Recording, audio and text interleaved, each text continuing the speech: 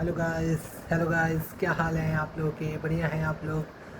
तो मैं एक चीज़ और बताना चाहता हूँ। मैं बहुत लंबे समय से मौन रहा हूँ, तो मौन की शक्ति को मैं आपको बताना चाहता हूँ।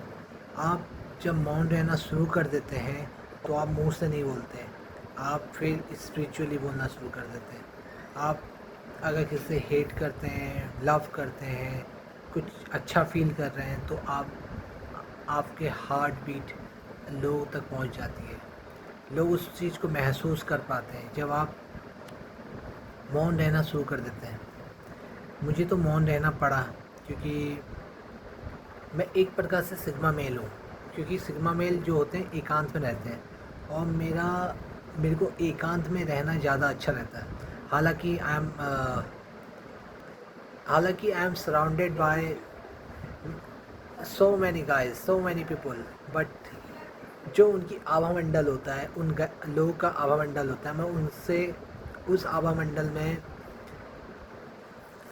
पला बड़ा हूँ, पोषित कहते हैं ना उसको।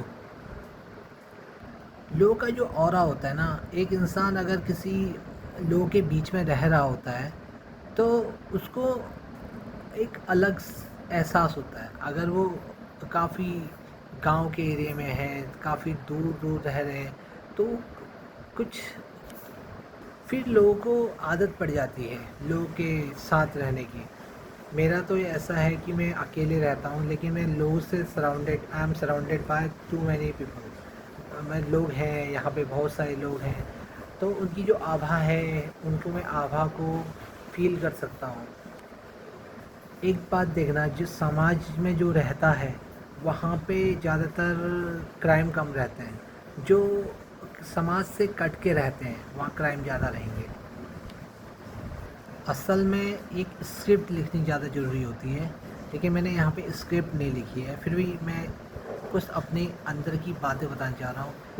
ये एक एनर्जी होती है। अगर आपने काफ़ी लंबे समय से, जैसे कई लोग कहते हैं ना, नमक नहीं खाने वाला है, जो नमक नहीं खाता है बिल्कुल भी, वो विषैला हो जाता है सांप की तरह। वैसे ही एक अगर कोई इंसान काफ़ी लंबे समय से मौन है ना, तो उसके अंदर एक ऐसी एनर्जी बनती है कि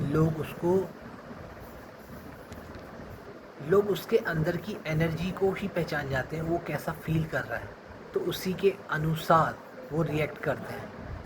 मैं दोबारा इस पॉइंट को अच्छे से क्लियर करूँगा, लेकिन अभी मैं एक ओवरव्यू दे रहा हूँ कि आपको मौन रहना चाहिए या नहीं रहना चाहिए। मौन रहना चाहिए तो क्यों रहना चाहिए, और लेकिन जो मौन लेकिन मौन की पावर बहुत ज़्यादा बड़ी है। लेकिन कुछ कुछ वक्ता ऐसा कहते हैं कि जो जो दहाड़ते हैं उनका मौन किसी तरह से स्वीकार्य योग्य नहीं है। तो मैं वही कहना चाहता हूँ, जो जैसी जैसी लाइफ फॉलो कर रहा है, जैसा उसका दिनचर्या है, उसी चीज़ को फॉलो करें। क्योंकि हर किसी की दिनचर्या एक जैसी नहीं होती है। क्योंकि अगर आप एक जैसी दिनचर्या करने लग गए तो समाज का जो ढांचा है वो थोड़ा अस्त व्यस्त हो जाएगा। इसलिए हर किसी इंसान को एक जैसा नहीं बनाया गया है।